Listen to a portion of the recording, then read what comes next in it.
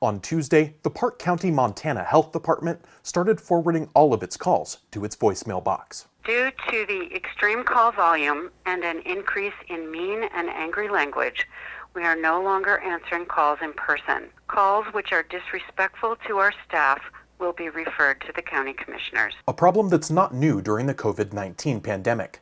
Healthcare staff and school board officials harangued with abusive comments from the public. But the lack of communication in Park County is dire for 58-year-old Peter Soper. And I have to worry that lives are being lost because of this kind of just breakdown in our system.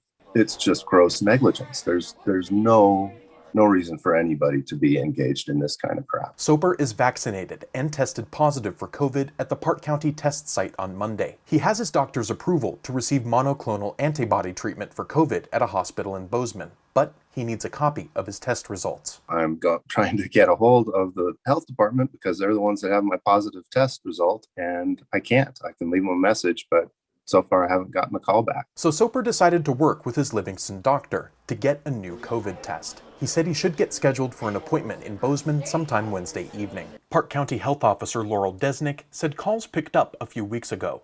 Her staff receive about a dozen a day, the angry ones coming from people clamoring for booster shots. What was so different about it is people who are demanding vaccines, not opposed to vaccines.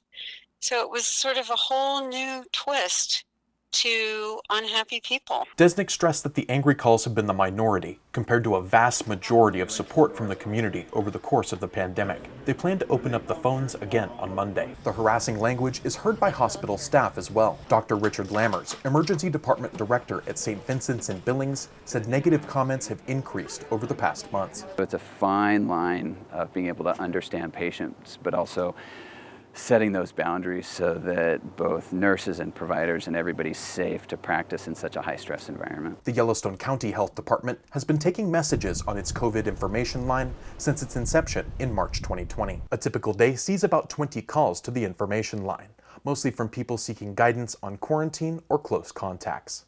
In Billings, Mitch Laggy, MTN News.